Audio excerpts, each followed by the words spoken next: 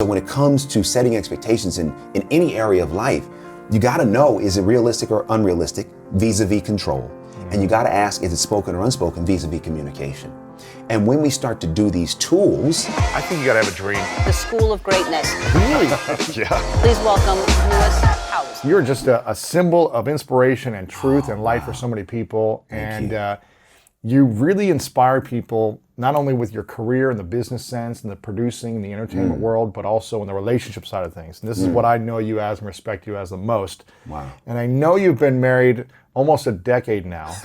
yes. And there are probably things you learned the first couple years of marriage versus the last couple years of marriage, especially during a pandemic and during trying hard times. Yes. What is the biggest lesson you learned about marriage and relationships, being in a committed relationship during an extremely adverse time of the world? What's the biggest lesson for you? How much time you got? Bro, listen, I've learned so much, right? But here's the number one thing that I've learned. We have been sold a myth. Ooh, what is that myth? That love heals all. You know, marriage is the answer. Like, if you're not married, there's something wrong with you. Like, you gotta be in a Like, we've been sold a myth. And here's what I mean about the myth. We have held marriage up like it's the top of the mountain. And when you get there, all of your problems are answered and gone. That's not true. It's not true. And because, from being, from a kid, we're watching movies, we're watching television shows, we're listening to music. It's all about love. It's all about finding it. It's all about getting to that mountain of, when I find the one, then I can relax. No. Marriage is like getting to the beginning of the mountain. Oh, man. Base camp. Base camp. And guess where the summit is? And guess what? That altitude is steep. It's high. It's hard to breathe up there. It's hard to breathe up there. It's jagged. It's not a smooth, ride. That's what marriage is. And so, understanding, and coming into the myth of it, it's like, got it. I love my wife. She loves me. The union is great, yet we got work to do. And until we do our work, the union itself can't subsidize it. And so that myth that marriage is the answer was one of the myths that I, came completely, directly had to confront. Yeah. And what I realized... When did you confront it? At what year in the marriage? Or what day? You know what it was is that it was gradual. It was gradual for me, and part of that gradual revelation was looking for the marriage to bring me a certain level of fulfillment that I was not actually pursuing on my own. So don't get me wrong. Yes, marriage is great. Love is great. It can be fulfilling. However, if we are not actually doing our work and finding out what makes us happy, what makes us fulfilled, and we're relying on the union to do that, we ultimately find ourselves becoming manipulators. To get what we want. We're trying to because we expect that person or the relationship is supposed to provide us something. Exactly. What is the relationship supposed to provide us? Here's what I believe a great relationship provides, right? One, first and foremost, let's look at it for a minute like a business, right? So if you have a business and you have a partner, what makes a great partnership? When both bring something to it, right? Because you have a partner. Yeah, if your partner is just taking everything and not adding value to the business, you're like, why is this person making money? There you go. Why am I paying back into this person? There you go. Yeah. So when you look at it that way, the purpose of a relationship is both people making a contribution so that contribution enriches the lives of both, right? So I'm bringing something, you're bringing something. Now we both, our happiness, our joy is enhanced. It's not created. This is very important. The myth is that the marriage will create your happiness. It's not true. It can enhance it if you already have it.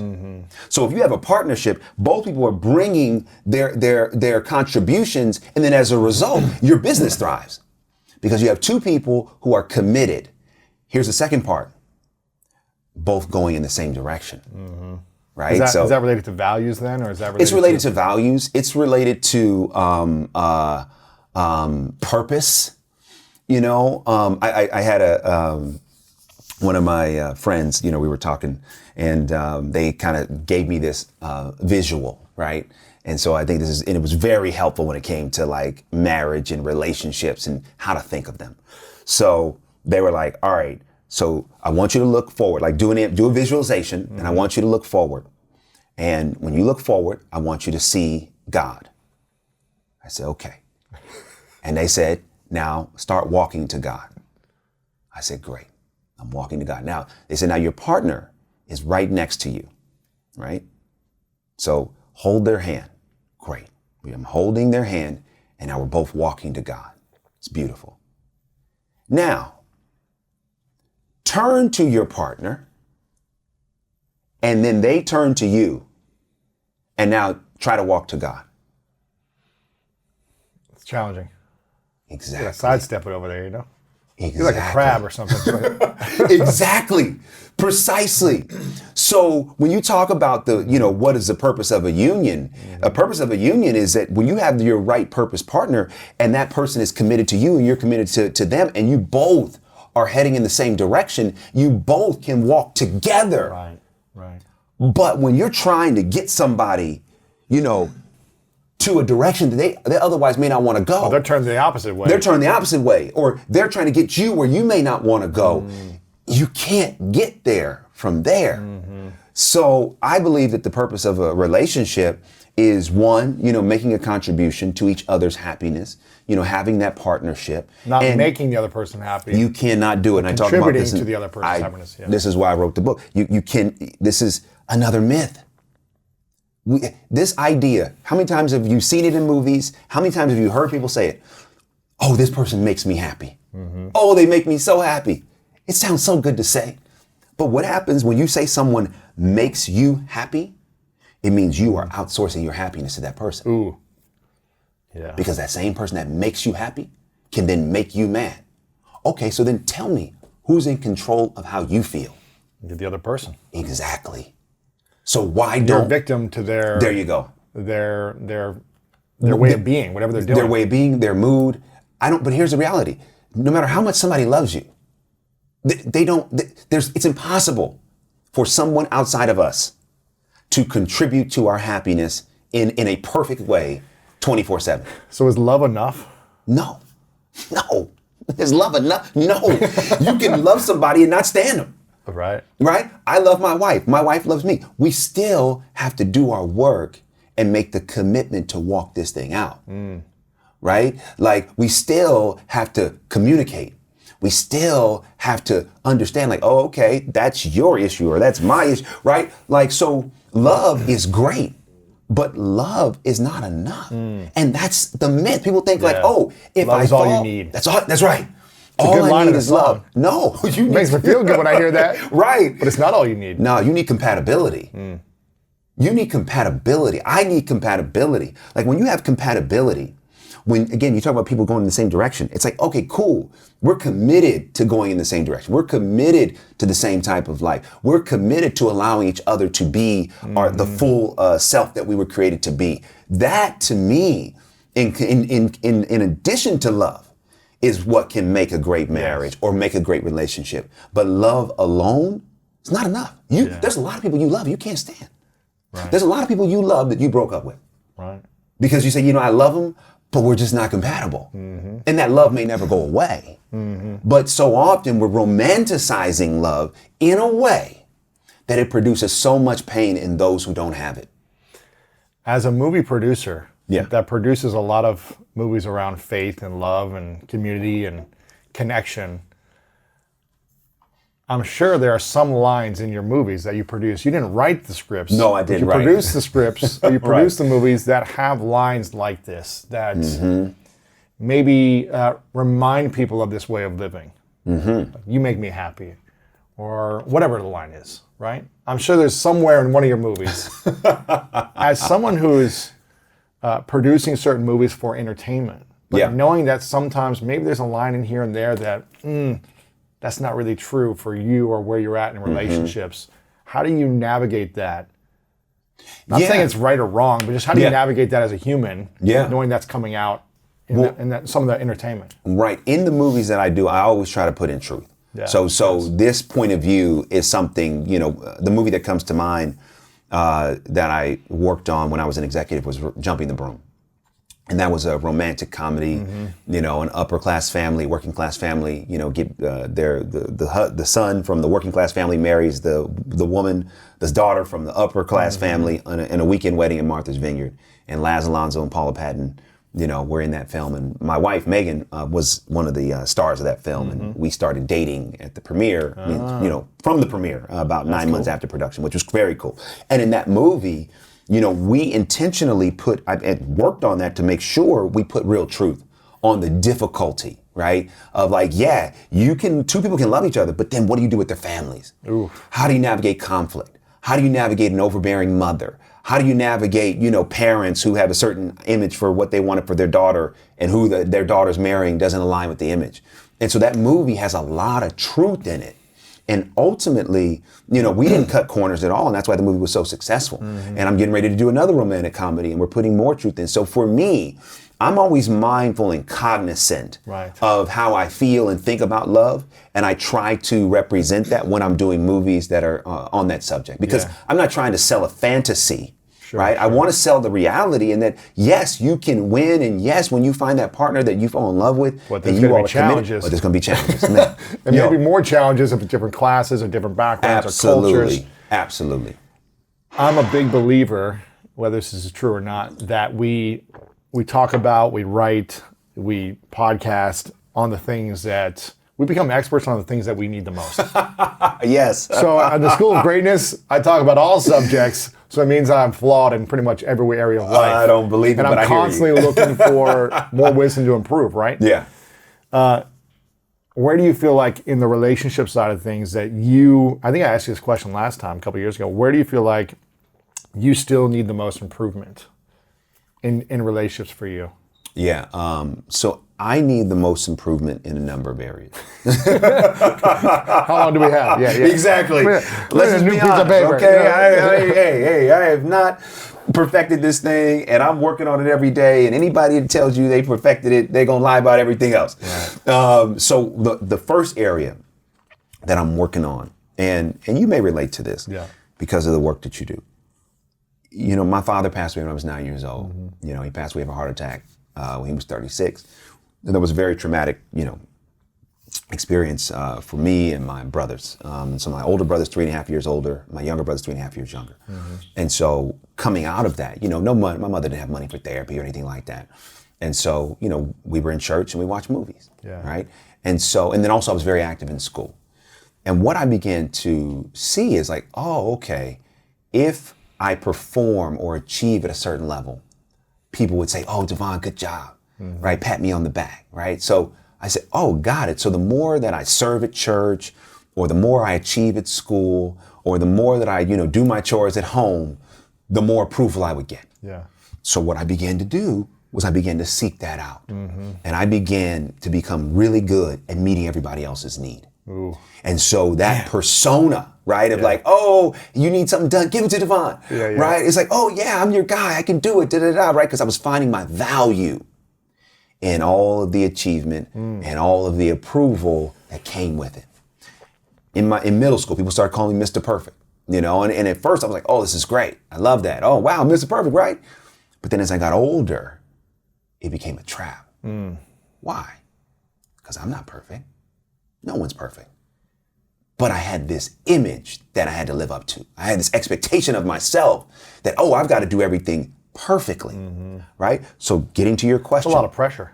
Oh my goodness, are you kidding me? It's exhausting. It's exhausting. That's why I talk about in the book, I had to kill Mr. Perfect. I said, I gotta let go of this persona because, I'm not that and I need to be who I really am. And so when you talk about what the area I need to improve on, so, bringing that into marriage right? Like, hey, I'm here to serve, and I'm here to be the best husband I can be, and I'm here to give, and I'm here to sacrifice. All that's beautiful. Mm-hmm. But when it crosses boundaries. But here's the boundary, though. Yeah. The problem is that no matter how altruistic you or I may want to be in our relationships with our women, if we do not first acknowledge that we have needs, right, our altruism is flawed. How so? Because we are serving in order to fill the hole in our soul. To get approval. There you go. Get pat on the back. There you go. Yeah. You know, and then also it's like, oh, well, no, I don't have any needs. No, I'm here to meet your need. No, you're human. I'm human. I got needs. I think I can relate to this big time for most of my life up until recently. I would do things in order to receive love in relationships. Yeah. And I would not do things if someone got upset at me. I would not do those things anymore to just try to make them happy so they would continue to love me. Whew. Even when it would cross my boundaries or when I didn't agree with something, I would do it to make the other person like me, love me, be happy with me. And then I found myself resenting myself the longer that would go on because I was doing things that I didn't believe in or didn't agree with, or there was a boundary of mine or was crossing my line to serve someone else. Yeah. And I think it's learning that balance probably, or like navigating and learning how to communicate expectations, which is a lot about in your book, which I love. Yeah. The whole book's about setting clear expectations. Right. And not going into a relationship with the viewpoint of, well, this is the way a relationship is supposed to look based on society. Like just thinking that the other person knows what you think and they know, and you know what they think, and having that is not going to work. It ain't going to work. It ain't going to work. And after 9 years, not to put your marriage on the spot or anything, but after 9 years, how important is still communicating expectations 9 years into marriage? Man, it's every day, right? Really? You can't autopilot this thing. You can't say, this is what I expect one day, and then it'd be good for the rest of life? Never. It will not work. It won't work. And here's why. You know, I go back to that our flaws, right? We're all flawed. Yeah. All of us. And all of us have traumas and tragedies and things that we have experienced in our life that we have compartmentalized.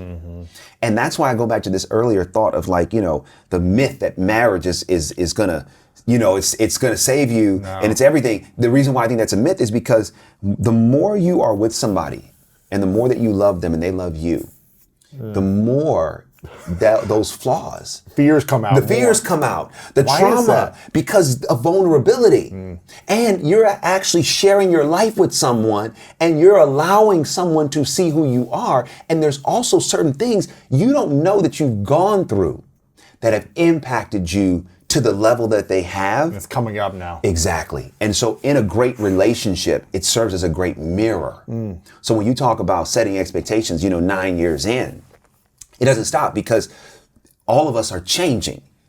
And also to that point, we have to learn to communicate. We have to get our words out. We have to say, okay, you know, hey, babe, can I expect this? Can you expect that? Let's get to the middle so that we understand, oh, okay, cool. Here's what I can hold you accountable for. Here's what you can hold me accountable for, instead of assuming. And that assumption, again, no matter how much they love you, no matter how long you've been together, no one can read our minds. No one. No one. No one. And so when you start behaving, and then here's what happens. Dude, we have these unspoken expectations. Unspoken expectations are relationship killers. You have this unspoken expectation. You treat the person as if you have spoken it and they know it. And you fault them for it. And then you judge them. You judge them when they don't meet the expectation they may not have been aware of, and then you make a false assumption about their intent for you. They don't care about me. They don't There love you me. go. They don't think about me. There you go.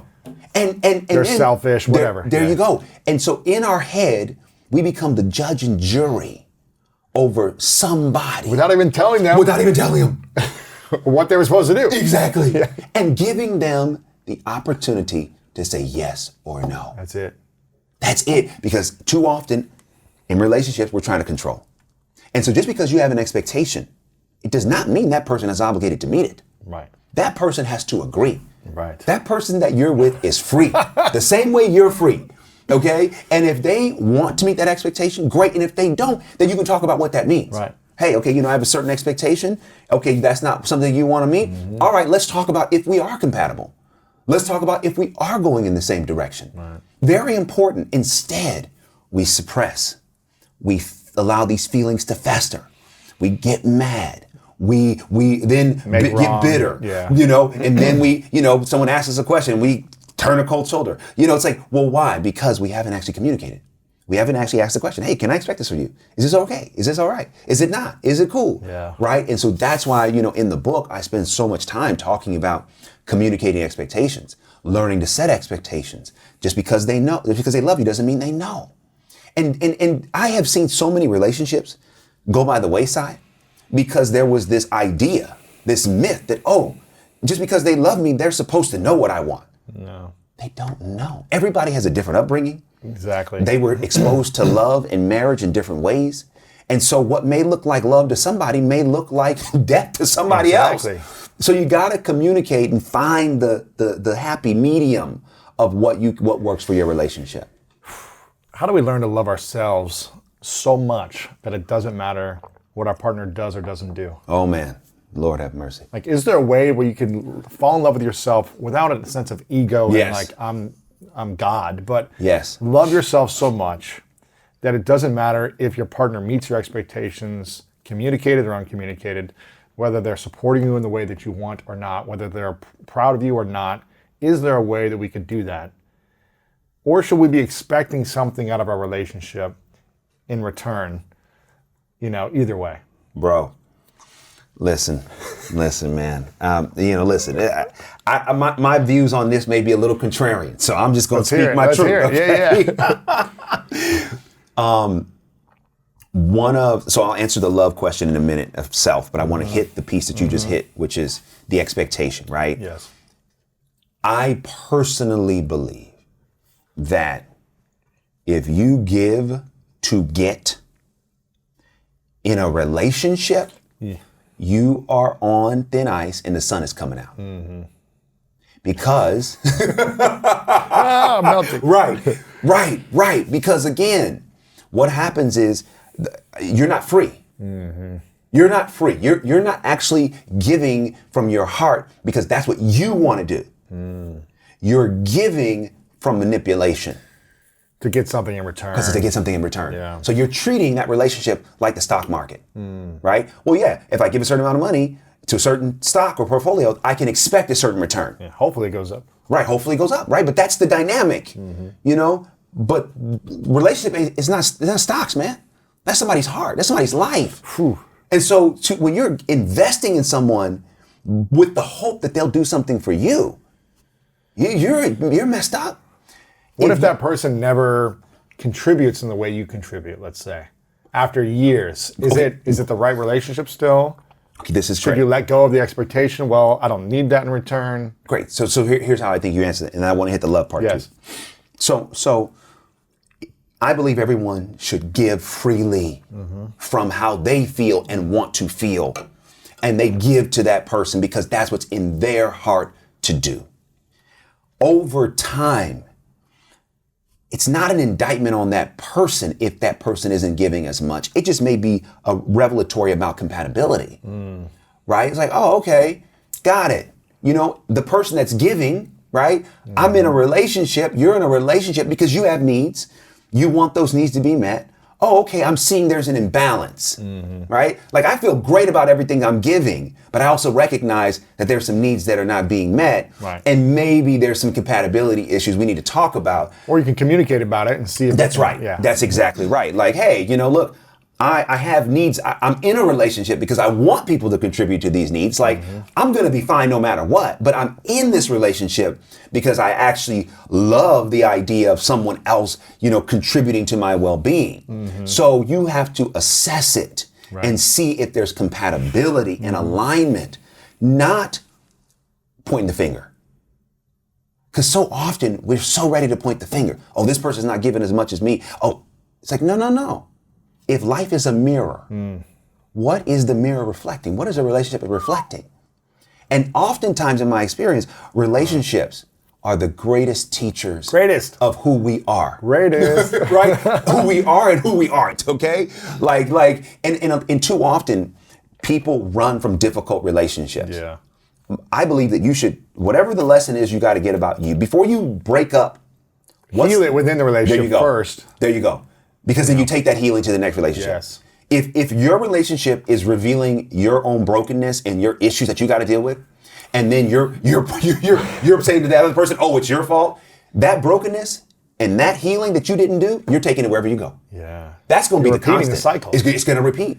So what should we do if we're in an environment of a relationship that is not working, that people are being triggered and there's arguments and fights and frustration, and you're just not able to see eye to eye, you're not facing the same direction? We shouldn't say, it's your fault, I don't deserve this, peace out. No.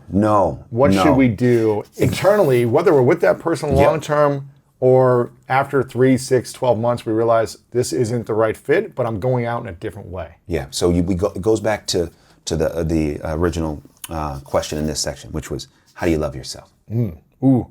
So there's a scripture that says that the whole Bible can be summed up in, love the Lord God, your God, with all your heart, and love your neighbor as yourself. Ooh. Now, what does that mean? This is so interesting. A lot of times, if you don't love yourself, you're going to love your neighbor with a lot of anger and frustration. But this is why we see a lot of what we're seeing in our world. Wow. And because we so focus on the neighbor part, but we don't focus on the self part. Love your neighbor as yourself, right? So how can I love anybody well if I don't love me well? So when we talk about loving somebody, and so often in relationships or dating, we're looking to love someone. We're looking for someone to love us. But do you love you? Loving you, me loving me, it starts with appreciating who I am. Flaws and all. Going easy on myself. Too often, we are the people that talk to ourselves the worst. Worst, over and over. Over and over. We would never let somebody talk to us as badly as we talk to ourselves. That's not love. Love is like, it's okay. Yep, you failed. Come on, get up. You're good. You're gonna be all right. All right, what did you learn? What do you gotta do differently? Yeah. It's a lesson. It's not an indictment. Loving ourselves, we come to find out, well, what do we like? What do I like to do? What are the things that contribute to my happiness? And let me prioritize those things. When we love ourselves, we really start to appreciate. We start to say, oh man, you know what? I'm gonna be all right. I'm gonna be okay. And so often we don't do that. We're looking for other people to do the work for us that we're not doing ourselves. That's why there's always this imbalance. That's why we can never really find contentment. Why? Because it starts here. Prayer, meditation, working out, eating right, whatever the things that contribute to your happiness, you and I have to make a committee of one to do those things. Yeah. Period. Whatever those things are that bring you peace, don't wait until your partner does it. Don't wait until you get in a relationship to focus on it. Do it now. And one of the biggest challenges is that if you are already in a relationship or you're in a marriage and it has become so codependent that you don't do anything unless they give you permission. Oh, you don't want to go work out? Okay, I won't go work out today. Oh, you want to cook? Oh, let's cook, right? There's nothing wrong with wanting to do things together. But what are the things that you like to do? Who are you? What's in your heart? So before you point the finger, hey, this is not working and you're the problem, everyone has to do a self-assessment and say, well, okay, well, have I done my work? Am I doing my work? Do I love myself? What should we assess in that process? What are the things we should be asking ourselves? The thing you should be asking yourself when you are assessing who you are, when you're frustrated in the relationship, when you're fighting, you're arguing, you're not seeing eye to eye. Yeah. Oh, great. You think they're the problem. Oh. They're not understanding you. What should we ask ourselves? Well, first of all, what am I actually frustrated about? Right. Let's start there. What am I frustrated about? What are the problems that I am having? Because so often we don't even communicate with we're not even clear, right? What the problems are. What are the areas of frustration? What are the problems? And then before you go and try to solve it, you then have to ask, what is my contribution? Because everyone is making a contribution to the very problems that they can't stand in their relationship. What is my contribution to this problem? Correct. Yeah. What is my contribution to the problem? Because because it's so easy. It's easy to point the finger. Yeah. But it's really hard to point the finger back at ourselves. It's really hard. And so before you start doing, before you start doing this and you're not doing right and you're wrong and you're pointing the finger at whoever you're in the relationship with, you start to do this assessment and say, okay, what's really the problem? What's really, what have I not been communicative enough? Have I not set my expectations? Have I been too harsh? Like, you gotta really start doing the assessment of yourself and then bring that conversation. And I think also to go even deeper is like, why is this triggering me? Exactly. Like, why is this a problem for me? Yes. Like, yes. Maybe it's not the other person's doing something to me, but the trigger of it is something I haven't healed or addressed from the past. Yes. And that's why I'm triggered. Yes. But they're just being them. And, depending on the situation, but it's like, what's the root of this frustration for me? Dude, this is so true. And this is why I talk about this in the book. I talk about how expectations are the secret software that run our life. Yeah. And what I mean by that is that we don't actually sometimes react to life events. We react to our expectations of events. Right. So if situations or people exceed our expectation, we're happy. If situations or people don't, we're devastated. So what should we do? Have no expectations? No, you can't do that, because expectations are like blood pressure. Too high, it's not good. Too low, it's not good. Right. Because expectation, we need motivation. Expectations are hope, right? So we do have to have hope, but we've got to set it properly. Right. Because so often when our expectation is not set, to your point that you made, we end up reacting based upon an unset expectation. Right. And so it's not that what the person's doing is wrong. It's that we have not set expectations for ourselves. We haven't identified what those triggers are. We haven't identified, oh, wait a minute. Wait a second. They're not the problem. It's how I'm looking at it is the problem. So in order to set expectations, I have every person that reads the book ask these two questions. One, is it realistic or unrealistic? How do you know? It comes down to one word. This is how you determine if your expectation is realistic or unrealistic. Control. What do you mean? Are you trying to be in control, or? If it's within your control to do it, you can expect it. It's a realistic expectation. If it's out of your control, you cannot expect it. So I'll give two examples.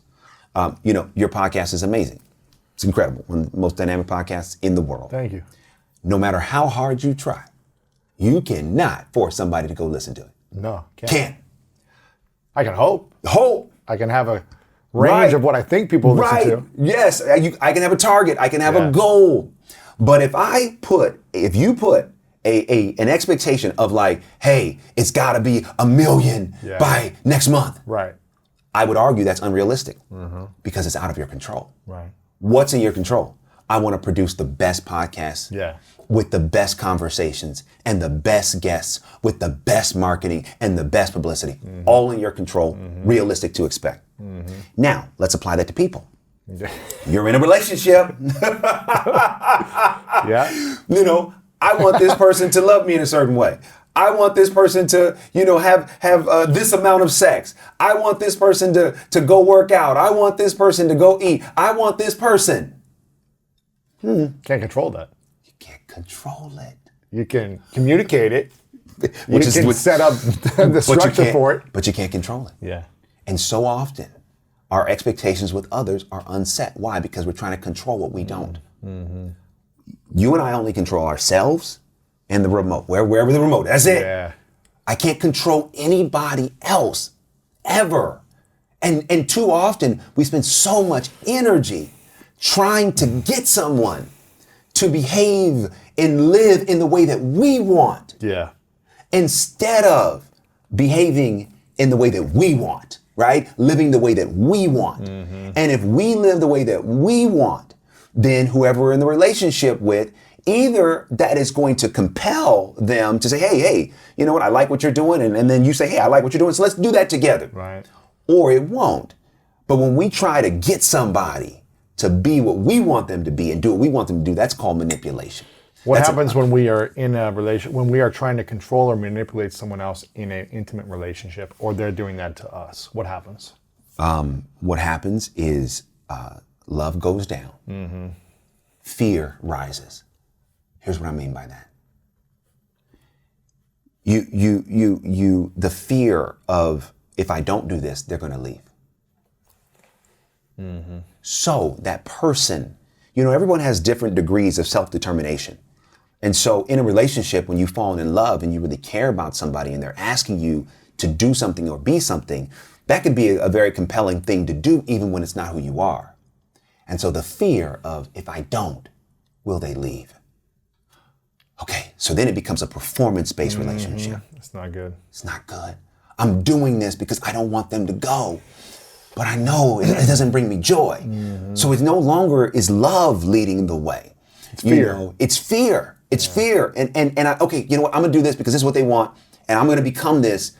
But every moment that I do it, and it's not in my heart, is a moment that my soul gets crushed. Ooh. Every single moment. This is my life. This is my life up until now, where, not all the time, but I could see a pattern in my past relationships where I would just do things to make the other person happy, even though I didn't want to do them, because they were angry or upset or frustrated or whatever. They had some expectation.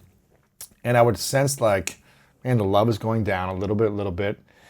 But when I took responsibility and accountability, I was like, but it's not their fault. I'm the one choosing to do these things because I'm afraid that they're going to be angry at me, or that they're going to leave, or they're not going to love me. So it's my responsibility to stand in my truth in those tough, challenging moments when someone's like, you don't support me, you're not doing whatever they're saying. Yeah. It's tough to do that. Oh. We're triggered, it's challenging. But I think if someone's going to leave you by you standing in your truth and being frustrated by you constantly, then that's maybe not the right fit for you. Well, not only is it potentially not the right fit, you got to think about something. You got to put yourself at the end of your life. And you got to say. You posted a quote on Instagram recently about this. Yes. I saw it. That's a good quote. One of the regrets. one of the regrets of the dying. Yeah. Oh, yeah, that quote. Yeah. And I use that as a prompt. Yes. To get people to think about in your life. But if you do that, so let's say in that dynamic, you become what they want you to be, even though it's not who you really are. Mm-hmm. You get to the end of your life, and can you live with doing what was expected but never what was destined? Can you live? Ooh, man. With doing what was expected but never what was destined? And if the answer to that question is no, then you gotta make some changes now. So tough. It is. Why does love trap us? Because I'm speaking for myself. Yeah. Because I don't want to say the world does this, but I sense a lot of other people do this. When we feel the sense of chemistry and connection and intimacy and vulnerability and love, whether it's real or not, we sense that feeling of intimacy with someone else. Why does that trap us? And we stay in these things, in general, I'm not speaking for everyone, but we tend to stay in these things much longer than we should.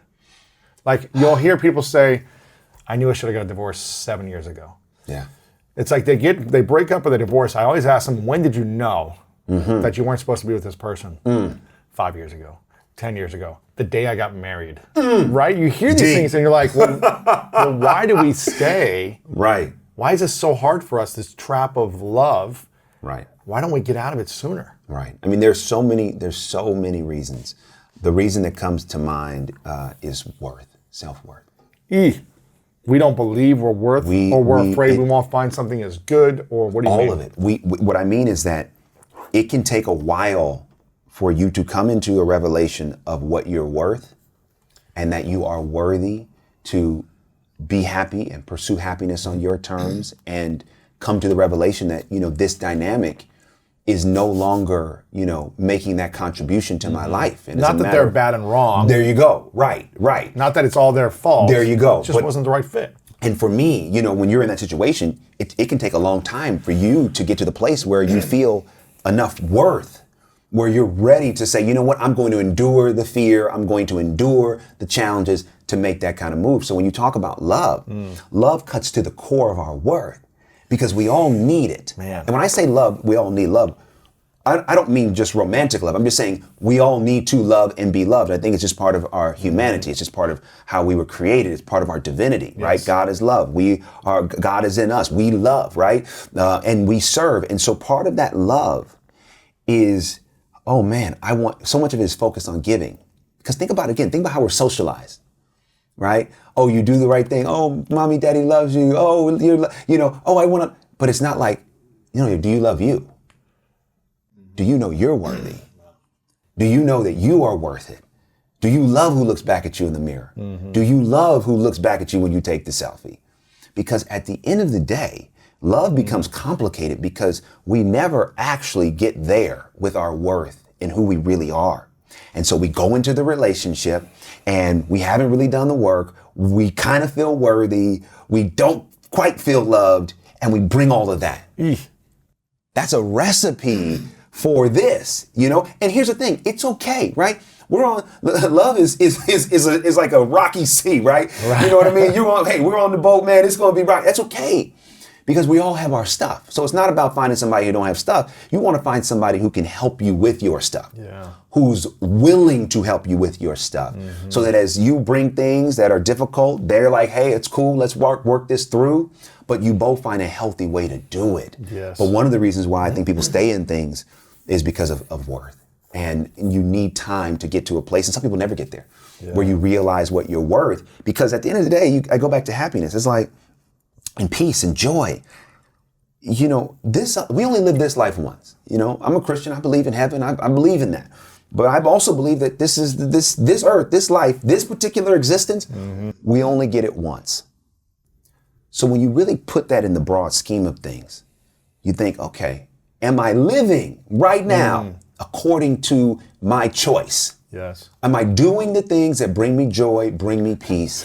Or am I allowing things in my life that are working against it, no matter what they are? Man. It could be a relationship, it could be a job, it could be a living environment, whatever it is.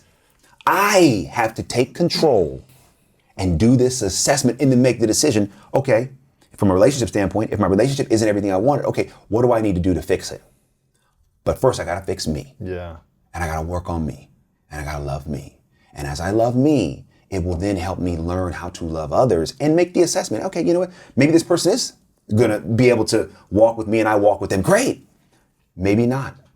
But let me not just point the finger and do the work. The other thing I want to hit is when you talk about setting expectations, that second part of setting expectations is communication, right? Is it spoken or unspoken? And we talked about this earlier. You've got to actually ask the question. So even in this situation, when you talk about difficult relationship, this scenario, instead of making the assumption, whatever your area of frustration is, sit down and frame it as a question. You know what?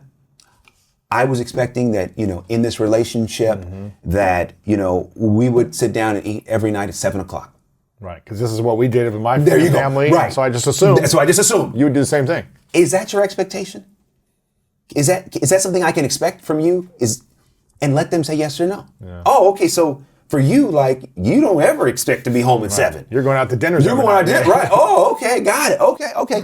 All right, okay, great. Wow, now we're actually having a real adult conversation, right? We're having an adult conversation because we're taking accountability and we're communicating. And so when it comes to setting expectations in any area of life, you got to know, is it realistic or unrealistic vis-a-vis control? And you got to ask, is it spoken or unspoken vis-a-vis communication? And when we start to do these tools, it does free us up. Because the reason why I wanted to write Live Free is because so often we're not. And when I say live free, what I mean is that when you and I live free, when anyone lives free, it means they are not under the mental, physical, or emotional control of anyone or anything. That's what living free is. Living free means, and so when we get into a situation and we start to feel like, ooh, this person is starting to feel like this person is making me mad or contributing to my discontent. then I would say to that person, okay, pause for a minute, pause for a second. It's super easy just to turn all your attention to what they're not doing, right? No. How do you want to feel in the situation? What will give you more power in the situation? What will give you more peace? Okay, you know what? I'm identifying that there are some things in my relationship that are incompatible. Yes. I am going to spend some time observing what those things are and identifying if there are certain things I can live with and what I can't. Right. And communicating about and communicating those areas that I can't to see if it's possible we can set our expectations together. The biggest challenge you'll find is when you communicate those things out of expectation or anger or frustration, the other person's probably not going to be able to receive it. If you're already making someone wrong for what they're doing or not doing, it's very challenging to have an adult conversation. Bro. And this is something I've been there before. I've done that, and I've received it. Yes. And it's challenging to do, but when you come from a place of 100% responsibility, accountability, and figuring, why is this triggering me? Why is this really affecting me? Dude. Then you can come from a calmer place of like, okay, I didn't like this, but I don't need to make you wrong for this in this moment, because we can talk about it, come up with an agreement that then moving forward, we can either live up to or not. And then we can make a decision if this frustrates me. Correct. I mean, challenging. It's challenging, but it's good work. And for me, you you talk about flaws, like that's an area that I have been, outside of identifying what my needs are and being okay to admit those needs. One of the flaws, man, is that, I have a really strong sense of right and wrong. And if someone's not doing that, you're like, according to me, that's wrong. Right. So if some may have right, dude, I'm like, that's wrong. So when Meagan and I have had moments of disagreement, I have at times mishandled it completely. Because I have in my mind made the decision that on that particular thing that she may have done that I didn't like, she's wrong. Yeah. For you. For me. Right. But no. I didn't. For me came as I evolved and as I grew. Initially, it was like, no, that's wrong. Yeah. Period. Wrong in the world. Not just wrong for DeVon. Wrong in the world. So here's the problem with that. The problem is when I make the decision and judge her action as wrong, the moment I bring it up in a way of attack. Yeah. And anyone, when they feel attacked, they're gonna get defensive. You can't do that in a relationship. You can't do it, but it happens all the time. It does, man. And dude, what would happen is I would, get on my self-righteous, soapbox. I can't believe we did this. There you go. There you go. What were you thinking? There you go. Judgment. What's she gonna say? Oh, you're right, DeVon. I'm a bad person. Right. Everything you say is truth. Right. Yeah. No, dude, listen. I learned the hard way. What that did was it pushed her further away. Right. It doesn't mean that the point of what I was bringing up, whatever we were dealing with, didn't have merit. Didn't mean that. It just meant that the way I went about it was wrong. Right. And my intent was not being realized because I came at it from judgment and I'm right and you're wrong and da-da-da-da. So as I bumped my head, I realized, oh, got it. The way I see the world is the way I see the world. Yeah. It's not exactly how the world may be. So when I use how I see the world as the way that she has to see the world, I am the one with the problem. Yeah. Because I've got to understand and take into account the two different perspectives. Right. So what I had to learn to do is express it from here. My love. Yeah. When this happened, here's how it made me feel. Here's was my takeaway. Is that the right way to think about it? So instead of doing like this, I had to do like this. Oh yeah, when you said that, I felt this way about that. How can we, and that approach, bro, is what then brings the communication. Right. Then she wants to be contributing in a more supportive way. And also just talk it through, right? Because it's not a pointing the finger. I'm not pointing the finger at her. She's not pointing the finger at me. We're actually talking about it. So she'll say, hey, there's certain things that you do that make me feel this way. I was like, oh, okay. Now, here's another hard truth. There's some situations I'm like, I'm not responsible for those feelings. Right. Doesn't mean you have to change who you are. No, baby, I love you. I understand what you're saying. And I love you, period. I understand you feel a certain way about certain things. That's not my responsibility. right? So the same way that I feel about certain things, you're like, hey, that's not my responsibility, right? Yeah. I still got to go do my work. I still have to go on my journey, and I still have to continue to get to that place of peace and healing and contentment inside the journey, if that makes sense. On a scale of 1 to 10 Yeah. of jealousy, 10 being extremely jealous human being, 1 being not jealous at all, where would you say you lie In life or like relationship? in relationship? Oh man, I'm not jealous. I'm like, it's like a 1 for me. Did you ever used to be jealous in relationships? Never. And I'll tell you why. Tell me. Because I love me, okay? Great. So I'm like, yo, listen, I ain't jealous of no other dude. I'm not. And the reality is, if any woman that I was with found, for whatever, more comfort or was like, hey, I want to go over there and experience that person, God bless you. Mm-hmm. God bless you. We're not the right fit then. Not the right fit. Yeah. And if I was a jealous person, I couldn't be married to my wife. My wife is one of the most successful. I mean, first of all, she's beautiful, but she's also one of the most successful, women, actors in Hollywood. She's an icon. She's known around the world. I mean, she got men. She's got men. I mean, literally. And men all around the world, desire her and would probably do anything for her. And that's who she was before we got married.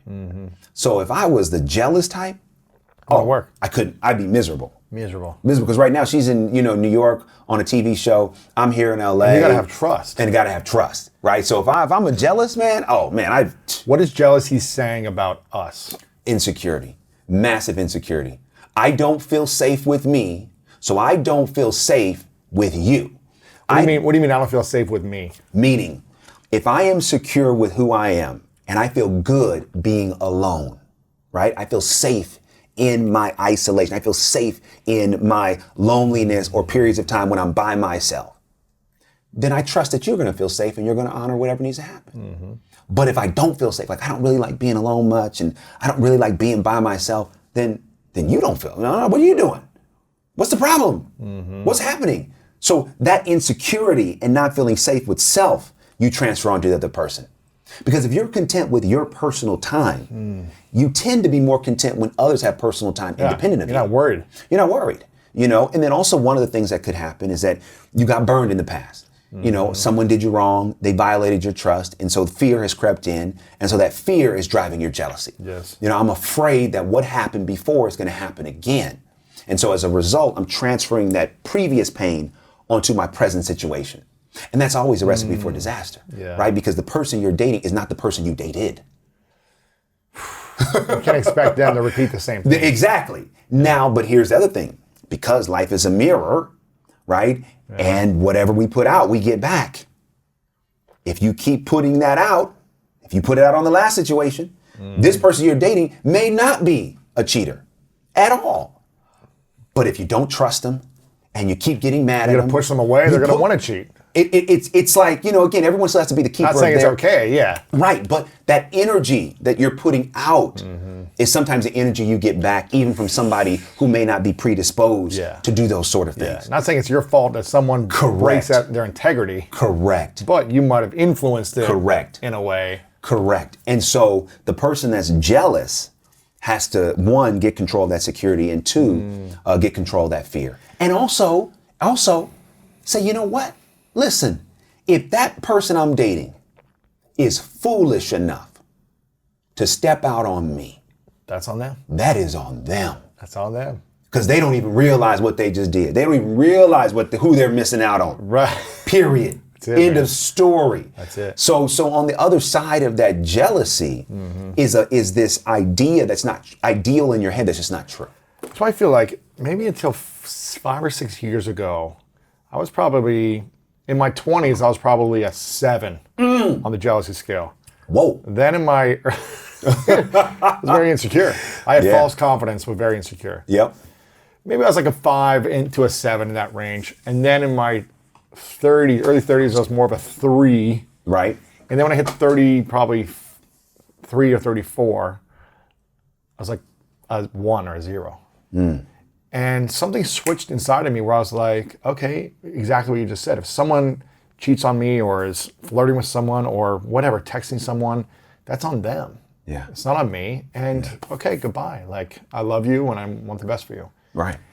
And I don't know if that just took me time and maturity, but with you, it sounds like you had this at birth. Well, I don't know if I had it at birth, but jealousy was never my issue. Yeah. You know, I've just never been the jealous type at all. What was your biggest issue? My biggest issue has been and continues to be vulnerability. Being vulnerable. Very, very hard. Very hard. Expressing what I feel. Why is it challenging for you to express exactly how you feel in a vulnerable, non-frustrated way? I'll tell you why. Because I go back to, Mr. Perfect? Mr. Perfect, for sure. I mean, that area of time, that period of time, that wound, losing my father, this is devastating. I mean, it was, and I talk about this in the book. When my father, so my father was an alcoholic. He was in and out of the house pretty much my whole life. And so when we would see him, most of the time, my memories of him were, him being drunk. Mm-hmm. So he was like, I think when I was like, maybe 5 years old, he left and, was just out. Like for him, alcohol was like somebody being on like hardcore drugs. Yeah. And so he was intermittent from between 5 and 9 when he passed away. Right before he passed away, he had gotten clean, he got a job, he had a place. Wow. We went and saw him, we were like, hey, he's like, hey, he worked at this restaurant. Remember, we went to the restaurant multiple times. On a Sunday night, we got the word that he had a heart attack. He went to the hospital. That Monday, after school, me and my brothers and my mom, we go to the hospital. We see him. He's up in the bed, just like this, having a conversation. And he said, listen, I'm so sorry for what I've done to you all. He said, I want to get back in your life. I want to get my family back. Wow. I'm coming back to church. That's what he said. Wow. We were like, wow, okay, maybe dad has changed. The next day, we're getting ready to go to the hospital. The phone rings. Mother picks up. Hear this screech, this yell. I'm 9 years old, and I was literally sitting on the couch reading the Shel Silverstein book, Where the Sidewalk Ends, because we were reading that for class. My mom yells, and we knew what that meant. Mm-hmm. She's crying profusely. She rushes. She gets us in the car. We go to the hospital. One of my aunts is there. She is with us in the waiting room. My mom goes away for a long time, and then finally she comes and she says to me and my brothers, I want you to come with me. Didn't know where we were going. We go, what I now realize was the morgue. And there's my father. Wow. Laid out on a cold, steel slab. And she said, kiss your father goodbye. Wow. So we walk over, man, and I'm telling you, you don't know what cold is until it's the cold of a dead body. So I remember to this day kissing him on his forehead. And in that moment, I'm like, what the heck is this? I don't know. I don't know how to, I'm feeling stuff I don't even know how to deal with. So I'm just going to shut that down. Yeah. All the emotions. I'm shutting it down. I can't survive like this. Wow. I'm shutting it down. So, hey, I'll lean into Mr. Perfect and all these things. And so as that achievement started, from that age, I'm just gonna drive. I'm gonna put all my focus on succeeding, and I'm gonna get straight A's, and I'm gonna do this, and I'm gonna be on student council, and I'm gonna play basketball. Right. And I'm just gonna work my way out of how I never have to focus on how I feel, never have to do it. So as I did that, again, in the public, it's like, oh, successful, successful at school, successful at college, all this. But where I failed the most was in my personal relationships, because I couldn't express how I felt. Okay, DeVon, you've taken me out on a date, but how do you feel? No, I'm good. No. What's going on? Like, how do you really feel? Like, what are you thinking? Oh, no, I'm thinking great. No. That vulnerability, man, it was like a lock. And as I've been married, I've had to, even to this day, work on expressing the things that are hard to express, and not when I'm talking about a problem. It's easy to talk about problems. Oh, I don't like this. That's easy. But like, oh, this makes me feel really good. I really like when you do that. You know, I really love this. Here's what I really feel about it. I'm really afraid about that. You don't say those things as frequently as you like. I don't say those things as frequently as I want to. And I realize the especially, you know, with us being in the position that we are we've been blessed to be able to help people. The only way that we can continue to grow in that help is to grow here and to grow in that vulnerability. You know, and that's something, man, that I work on, because in some instances, man, it feels very uncomfortable, really uncomfortable. Like it's easy. I can stand up in a stadium full of 20,000 people and speak much easier than sometimes one-on-one me telling, you know, my wife how I feel about certain things. Man, that's powerful reflection, and something that I've learned personally over the last. I was a lot of that until 8 years ago. And man, the moment I started to be vulnerable, it felt like I was gonna die. It felt like Right, dying. Doesn't it? It felt like, oh God. it felt like I wanted to, I don't know, run away. Every time that I was about to be vulnerable, I was like, the world is gonna make fun of me.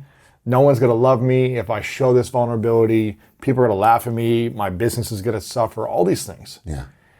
And it's been an 8-year practice of being vulnerable consistently in every episode. Any moment that brings vulnerability, not shying away, but leaning into it. And I tell you what, it gets easier. It gets easier. I haven't mastered it, but it gets easier. I love that. And I just remember the first time talking about some dark stuff, I was like, I want to die right now. I want to die. Like, it felt like so uncomfortable. Yeah. That I was like, I don't want anyone to look at me the rest of my life. Wow, dude, I know that feeling. And I don't know, I don't know if it. Dude, I know the tough, feeling. especially with someone you're intimate with and you love. You feel like you want to run away. You know, I mean, you know, definitely it's gotten easier, but I'm not at the Lewis House point I would yet. give you. I would give you. I want to get there. I'll give you a challenge. Please, I'll take it. I'll give you a challenge. Give me the challenge. And I know you're the busiest time of the year probably right now. Yeah, you're it's crazy. Launching movies, launching a book. You know, all these opportunities. I would take 10 minutes a day for the next 30 days with your wife or someone in your life, someone you care about. It doesn't have to be your wife every day, but someone in your life, a conversation where you open up and express your feelings in a very vulnerable way. And you say, I'm dropping full guard. It's going to be 10 minutes. You know, then you can move on. But you do 10 minutes a day with someone where you do real talk. Phones are aside. You say, you know what, whatever it is, I'm really afraid of this. I want to tell you how I feel about this. I want to share with you something I've never shared before with anyone. Wow. Whatever it might be. And figuring out who it is to share what thing. Sure. You know, you don't have to share your deepest secret to a friend or something, but to your wife, to friends, family. 10 minutes a day for 30 days. I'd love to see... The vulnerability challenge. I would love to see what you create from it, because it's going to be extremely uncomfortable. Ooh, man. But as you know, when you lean into that uncomfortable moments, like on the other side of it, you're going to feel a lot more natural in the discomfort. No, I love it. I mean, first of all, you know a great challenge when it's like, I'm like, yo, that's challenging. You're like, I don't want to do that. That means I should do it. Exactly. I'm like, oh, bro, that's like deep. if you literally scheduled on the calendar 10 minutes a day. 10 minutes, like, yo. With each person you wanted to talk to. And maybe it's your wife every day, or maybe it's a friend or whatever. It could be a colleague, a business partner. Wow, that's good. I think it'd be powerful. For anyone at home listening or watching, I challenge you. And if you're down for the challenge, think about it. I'm down, man. Think about it. You down? I'm down to do it. Because I'm going to text you in 30 days. I'm going to text you in a week, every week for 30 days. I'll let you know when I'm starting. Okay. I'll be like, all right, bro, here's day one of 30 days. Here we go. Okay. All right, perfect. Because I'm going to hold you accountable when you're ready. Hold me accountable.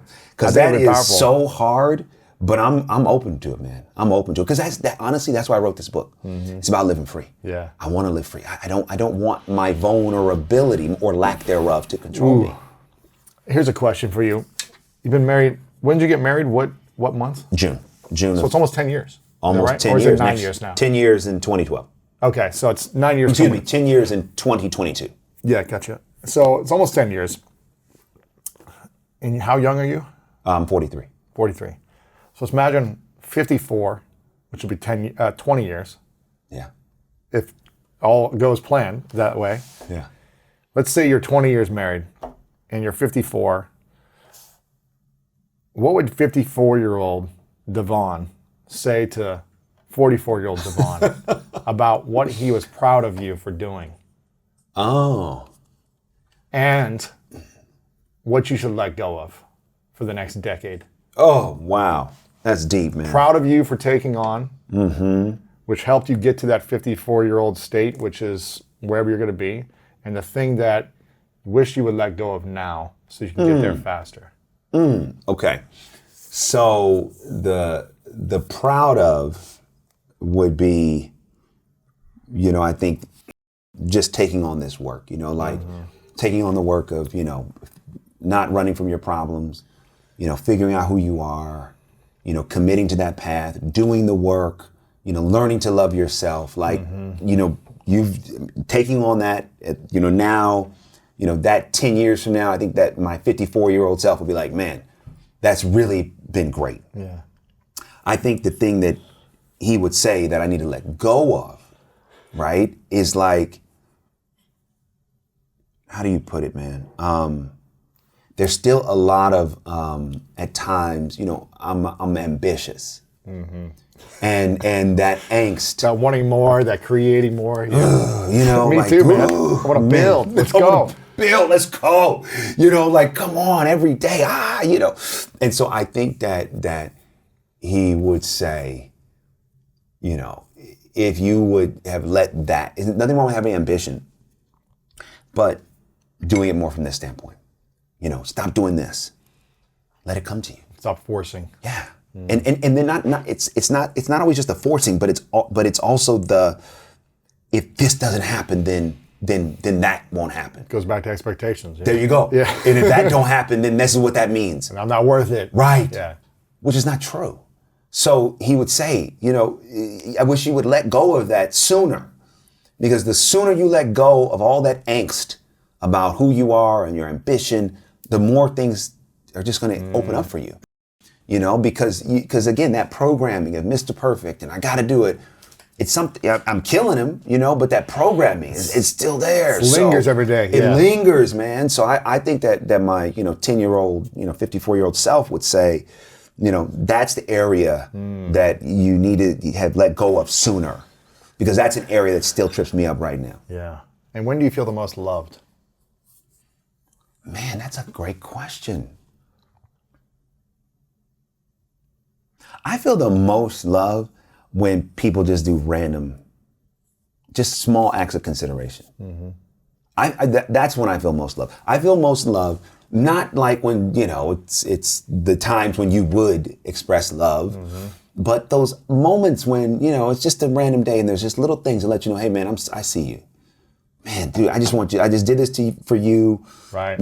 Because I know you're working hard. I just want you to know, hey, I'm thinking about you. Yeah. However it comes. Sure. Those are moments when I feel the most love. I'm like, wow, that's deep, man.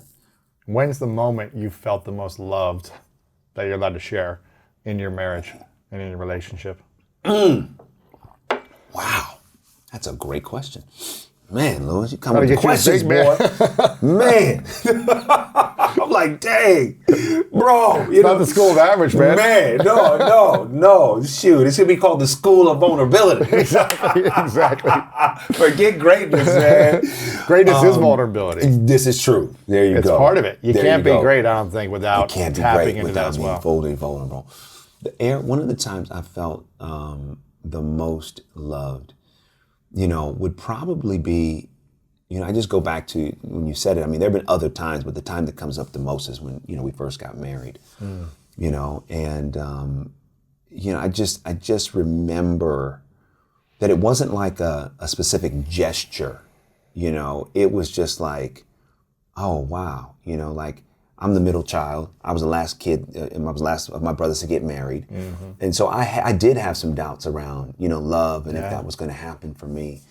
And, and when Meagan and I started dating, it really was just like, oh, okay. Like, oh, wow, okay. I can just be who I am and that's enough. Right. I don't have to perform, and, right. And so I think that feeling of love is something that has resonated till today, where it's just a general like, hey, I accept you for who you are, and that acceptance, So it's not like, oh, she bought me this or she did that. It's a general acceptance of like, who you are right now is enough. That's, yeah. Yeah. That'd make anyone feel loved, I feel like. Yeah. Being accepted for who you are. Absolutely. Not being wrong or made wrong for who you are. Right. Right. Do you feel like, speaking of weddings, do you feel like weddings set us up for failure in marriage?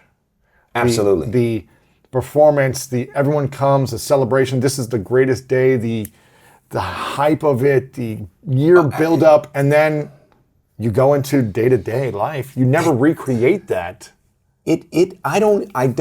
Whoever, I mean, I feel like. Let's spend as much money as we can on one night. What? And then always think about that. Always moment. think about it, look at the pictures, and then that's it. And be like, oh, but he's not doing this for me, or she's not doing this. And Right. And I'm like, whoever created the weddings, man, it was like, it's a great night. It's a great night. Yes. So I talk about this in the book. That I talk about a portion of it. I say that most people don't realize that wedding vows are expectation agreements. Mm-hmm. So you're setting the tone for what can be expected, through richer or poor, through sickness and health, till death do us part, right? So you're saying, you don't even realize, so this is what this person can expect from me. But we don't actually then negotiate the finer points of what that means. Just like, I can do whatever I want to do, right? And you got to live with it. There you go. No. It's like, no, wait a minute, hold on a second. Was that what I was agreeing to? Right. Right? But the wedding itself is a performance. Gosh. And don't get me wrong, like, I think that there's a version of how it could be done. Like, in all honesty, I would advise people to get married, privately, and then celebrate, right? Like, say, hey, we've done this, we did it, we, privately, personally, and then let's bring families together to have a good time. But that wedding day, man, creates so much expectation in a fantasy. Gosh. That sometimes if you don't literally, like, that fantasy can be a cloud that hangs over the whole marriage. Right? Because it's like, oh man, everybody looked perfect and beautiful and amazing. And then you get in the day-to-day and you're like, it ain't nothing like that. So you can put it in its proper context, but I think, again, the fantasy, and we started talking about the myth, right? The myth of marriage. So much of it's romanticized through the wedding, through the ceremony. And this is going to be like this forever. This is going to be like forever, and everyone's going to, be so happy. And, and that's the other thing that's so crazy, is that so many people want to rush singles into that. No, man. And it's like, no, what are you doing? Why are you rushing? Why are you pressuring someone into this? Like, no, take as much time as you need before you make the decision to get married, because you then have to be accountable to somebody else. Mm-hmm. And that accountability and that sharing of your life comes with expectations. It comes with compromise. It comes with sacrifice. Yep. And those are things to not rush into. Mm-hmm. You want to make sure, if you're single, that you are going into marriage on your terms. Not because your family's pressuring you. Not because your friends are already married. Those are terrible reasons. Not because she or he is pressuring you to That's get right. married. That's not because they're pressuring you to get married. Or else they're going to be angry at you. There you go. Don't do that. No, you're doing it because it's what you want to do. Because you are living free and you are choosing this as the next evolution of your life. Yeah. It's tough though when everyone's pressuring you, right? It is, but you know what? You got, again, this is how you think about pressure and that type of pressure. So you go shopping, right? Everybody goes shopping. You go shopping, and you're trying a lot of stuff. Yeah. You were people like, oh, try that on, it looks great, right? And everybody say, oh yeah, get that, and they go ahead and they're like, oh, okay, yeah, so I should wear that, I should get this. Okay, great, yeah, wonderful. So all these clothes that you have just tried on, now they're at the register. And then all those people leave the store. And there you are. Do I really want these things? But you got to pay the bill. Yeah. You got to pay the bill, and do I want this thing right now? Yeah. So everybody that pressured you to try all this on, they're gone. Oh, man. They're gone. They went on to their lives. You got to pay the debts. You got to pay the debt. Wow. You got to deal with what you just bought. So when you think about marriage, if you're getting that kind of pressure, you got to ask yourself, at the end of the day, I'm going to be responsible for this. And if I acquiesce to the pressure, whoever is pressuring me, they're going to go live their life.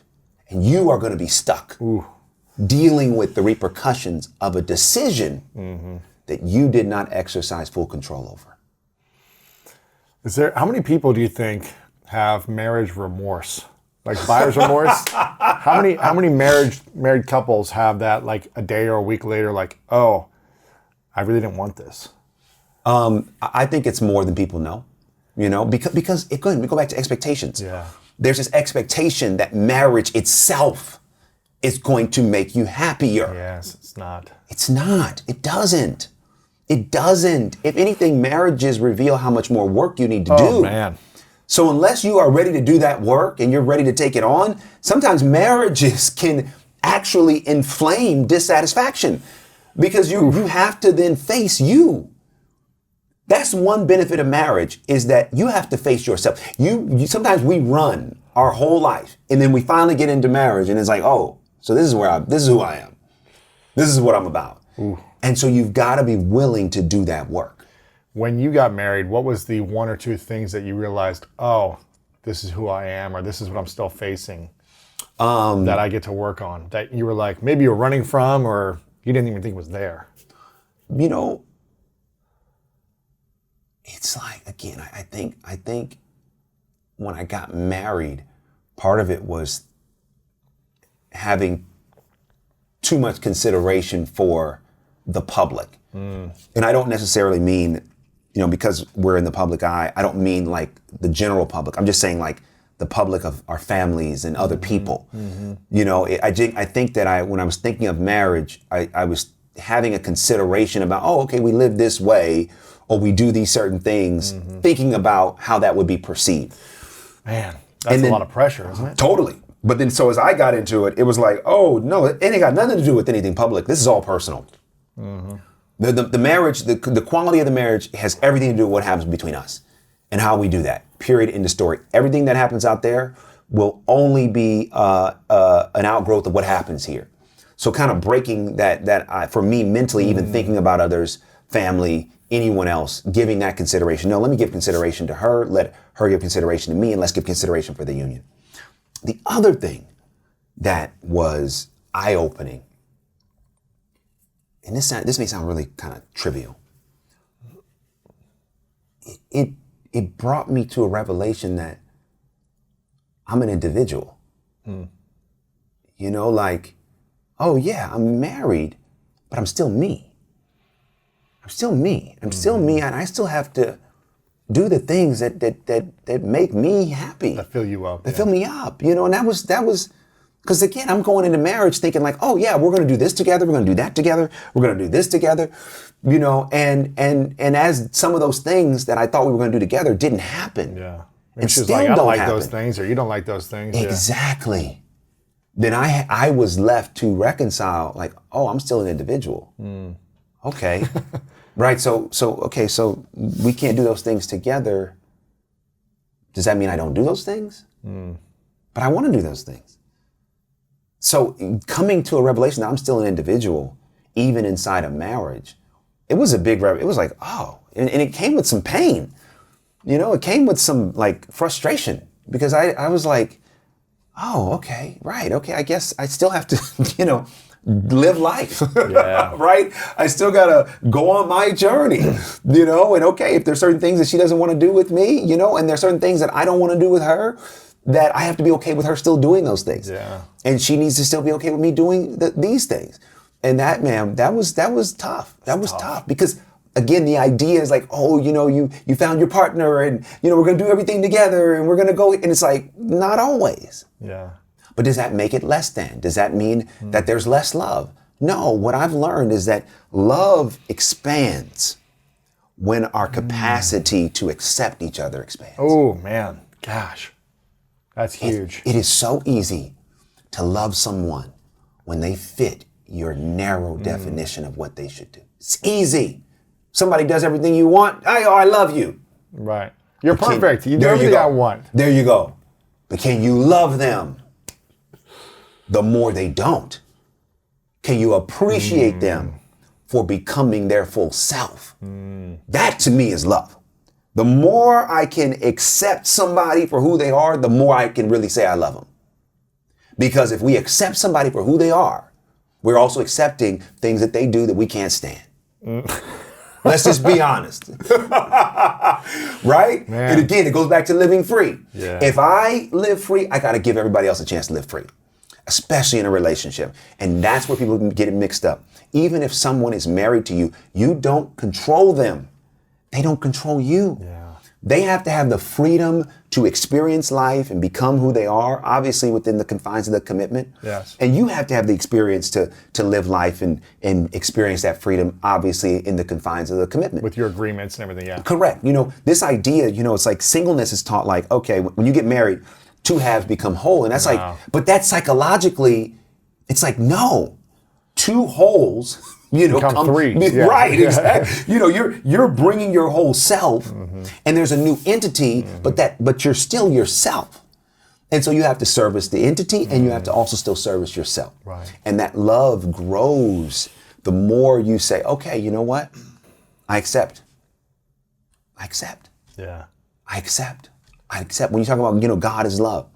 God loves us through all of our imperfections, through all of our craziness, all of our, madness, all of our up and down. There's no like, at point God no longer loves. No, I love you, period. So when we practice that kind of love, right, that's when we really, because going back to something we talked about earlier, if anybody really wants to heal in their life, if anybody really wants to go to the next level, practice this type of love. Acceptance. Yes. Even if it's time to let somebody go, Right. I'm going to do it in love. Yeah. Because I've realized that, this doesn't work. And here's why, because I'm doing this and I'm going here, and that's okay. You've actually given me a great gift, because maybe I would have never done this work if I wasn't with you for this period of time. That's true. And maybe, you took me as far as I could go, and I've taken you as far as you can go. Right? And maybe there's another situation for both of us. Right. But I'm going to let you go, or I'm going to move on in love. I'm not moving on in hate. I'm not moving on in anger. I'm not moving on in bitterness. It's love. Right? Because I love you so much. I don't want to contribute to your life in a negative way any longer. And I love me so much that I don't want you to contribute to my life in a negative way any longer. Right. But I'm doing it from a place of love. If you really want to go to the next level, man, it's all about that. That is. It's true, man. I have a few final questions for you. Yeah, please. Let's say there's someone watching or listening who's single right now. A lot of people, it seems like, are single in the world that want to find someone. And they get caught in the trap of, this makes me feel good, and this person looks good on paper, or I could see a future for us. But they haven't gone through the mess with that person yet. They're on the first date, first couple months, everything is fine. What would you say are 3 questions that you should ask the person you're dating to see if they're even potentially going to be the right fit long term? Three questions where you would get the information if they were 100% honest with the answers. Right. You would get the information you need if this is a potential going to work out. Right. Worth investing in. Where are you going? Yeah. What do you see? Right? Like, so where are you going in life? Like, what are you going? Like, what's your destination? Like, what are you pursuing? What's your purpose? That's the number one question. Where are you going? Because here's the thing. Too often in dating and singles, the first instinct is about me. I want to know, is this person right for me? How do you determine that? Instead of asking a selfish question, you want to know where they're going. It's like an Uber, right? You put in the destination because you know where you want to go. Yeah. You would never get in an Uber that's going a place you don't want to go. So the first thing you do when you get an Uber, you say, hey, are you the right person? Okay, yes. Okay, great. So now I know I'm going to go where I need to go because I've checked that to begin with. Too often, we're so worried, like, does the person like me? Do they care about me? Before you even worry about that. Are they going the right place? Are they going in the same direction? Yeah. What do they value? So number one, where are they going? 2, you got to ask the question, what do you see? So what is that about? You want to get into their head. What is their vision for their life? How do you perceive the world, or what do you see for your life? What do you see for your life? Yeah. What do you see for your life? Do you see yourself married? Do you see yourself with kids? Do you see yourself living in this city? Or do you see yourself moving to another city? What do you see? And then the third question. is, what do you think about me? Interesting. Because those first two questions, when you hear those answers, you may not even ever need to ask the third. Right. Because you could decide, oh, you know what? This person's going in a direction that I don't want to go. They're seeing stuff I don't see. I don't need to ask what they think about me. I've actually learned that maybe this is not the right person for me. Okay, cool. But the third question, the reason why I reserve that to ask yourself last is because you need to have these other ones first. And then you need to ask that person when you say, hey, what do you think about me? That's a vulnerable question. Yeah. But you need to know. Ooh. And just, man, in dating situation, people can hide. It's so easy when you get infatuated with somebody to hide, right? And you don't ever want to ask, what do you really think? Because you're afraid if you ask that question, the whole thing is up. Yeah, because they can say, well, you're a lot of fun, but I don't really see this long term. You need to know that. Yeah. As soon as you start to have feelings for this person, you need to know that question. Man. Because then, as a person who lives free, you then can make the decision if you want to continue. Right. So if you decide to continue, this person says, hey, you know what? I only see this as a physical thing. If you have that information early, then if you're, as an adult, you can make the decision, okay, you know what, fine. This person sees it's only physical, fine, I will keep going. Mm-hmm. Or you know what? No, I don't want to do that. Right. But don't be afraid to ask the question. Man. Don't be afraid. Where are you going? What do you see?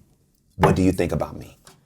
If someone's single right now, ask those 3 questions, it's going to change your dating life right now. Because there are people right now that are watching this. They're dating someone who is manipulating them and they don't even know it. Because they haven't asked the questions. And the person they're dating, it's so easy to show up and say, oh, I love you and think about you, da-da-da-da. But no, what are they really thinking about what's really going on? And you're living in the expectation world. If you're not asking the questions and communicating, you're having an expectation. Oh, they're hanging out with me because they want to be with me long term. That's not true. It's not true unless you ask the question. Right. And listen. And listen, I've been married 9 years. Before that, I was single for a long time. As men. Right. In general. Come on. As if any woman watching this, you better ask these men these questions. Yeah. Seriously. And if you're a man, you got to ask your woman some questions because it's so easy to get into a situation and if they don't ask, then you don't tell. Right. So you could be with somebody for months and you're thinking one thing. And if say, hey, well, if they didn't ask me if we're exclusive, then it's not on me. It's not on me. Yeah, it's not my fault. Not my fault. I'm just having fun hanging out. Having fun. We're just dating. Yeah. Right? So any man, any woman listening to this, you got to start taking control of your life and asking the hard questions. Why? Because it's either cry now or cry later. Or years of pain. Yes. And frustration. Because not only years of pain, but there's certain pain is with you for a lifetime. Oh. You could have, in a few months, asked some questions, got some clarity, and made some decisions. But if those questions were never asked, and you're in that situation for years, and it never was going to work, you could live with that pain for the rest of your life. Mm-hmm. That's what's at stake, man. And so I would encourage anyone, start taking this seriously and ask the questions. And whatever someone says is a reflection of them, not you. Mm-hmm. Don't take it personally. Don't take it personally. Yeah. Period. I mean, I talk about this in the book. There was one of the only real time I got my heart broke was, this one girl I was dating, and I thought we were gonna get married, right? And let me tell you, it didn't happen, and I was devastated, man. I cried and everything. Yeah, I was like, oh man, I can't believe it. This was years, and decade before Meagan and I even met. And what I realized, and at that time when that hurt, I felt rejected. I felt less than. I struggled. I'm like, wait a minute. In dealing with Mr. Perfect and vulnerability, and I was vulnerable and it didn't work, and I was just like, I don't know how to deal with this. And so for years, I internalized the breakup. Ooh. That it was an indictment on me. I'm not good enough. I am not good enough. I don't have what it takes. I'm not lovable. All of this I internalized. And it took years for me to realize that was a reflection of her and where she wanted to go and what she wanted. Nothing to do with my adequacy or inadequacy. Right. So if someone is dating and they're afraid of rejection, if that person decides to move on, they're not being rejected. That person is deciding, I want this, and that's where I want to go. Don't internalize it. Don't take it in as if you aren't good enough, because it's not true. It's a reflection of what that person is going through, not an indictment on what you are now. Yeah, so hard to do, but Hard. set yourself free when you can do it. You do.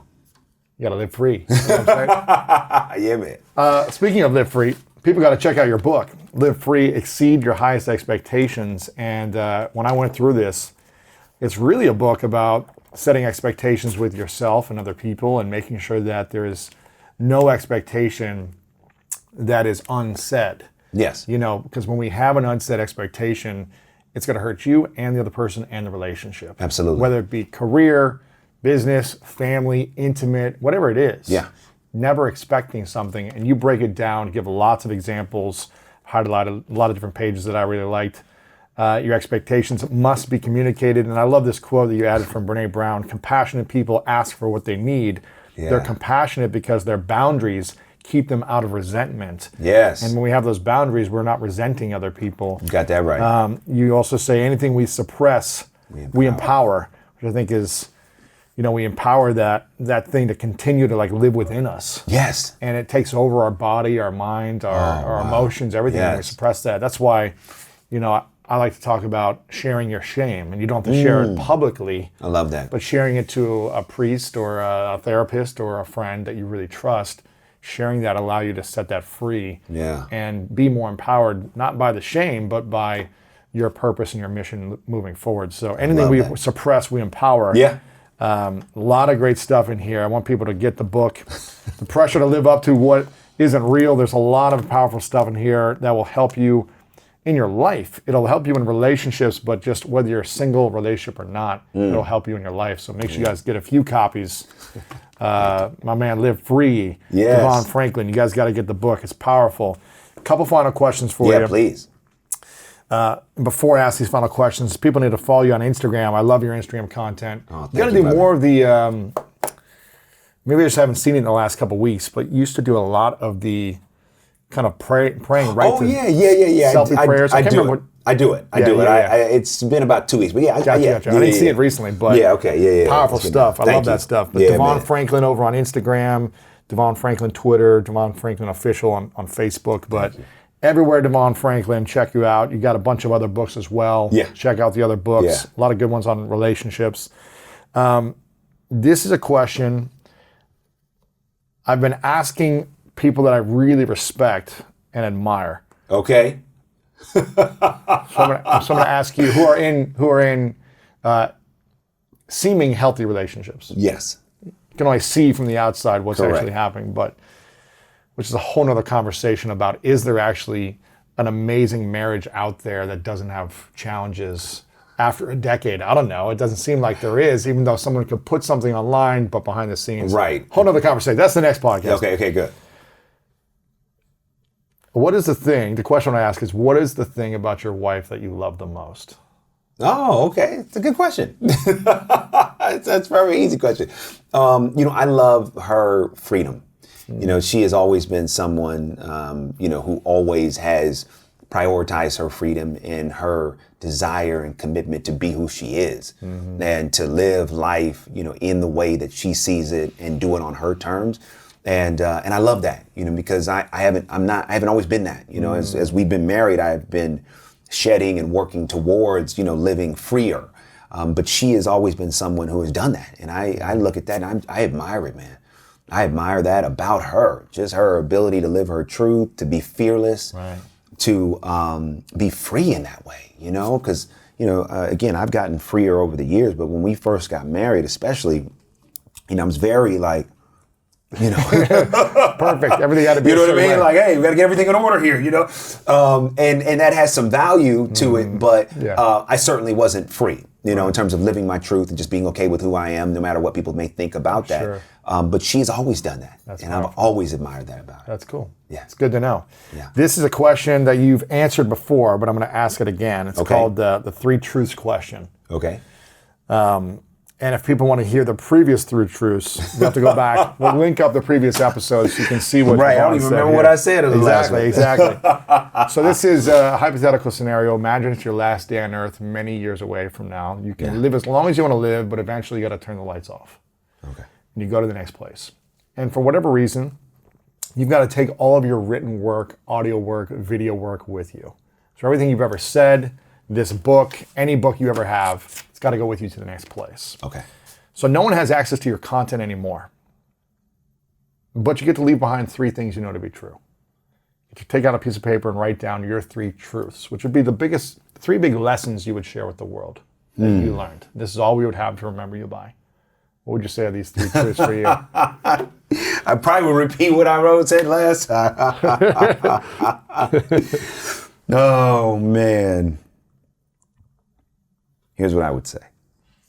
God is love. Mm-hmm. Faith works. And Jesus saves. Those would be the 3 things. I like it. I'm looking at the previous ones. They're similar, but not the same. Oh, okay. So if people want to hear the previous 3 truths, go check that out. I love it.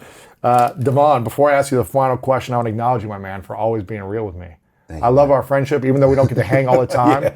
Every time you come back on, I'm just like, man, I want to spend more quality Likewise, time my with brother. you. I appreciate the effort and the energy and the attention, the detail you put into your work, into your words, into your books, into the movies you make.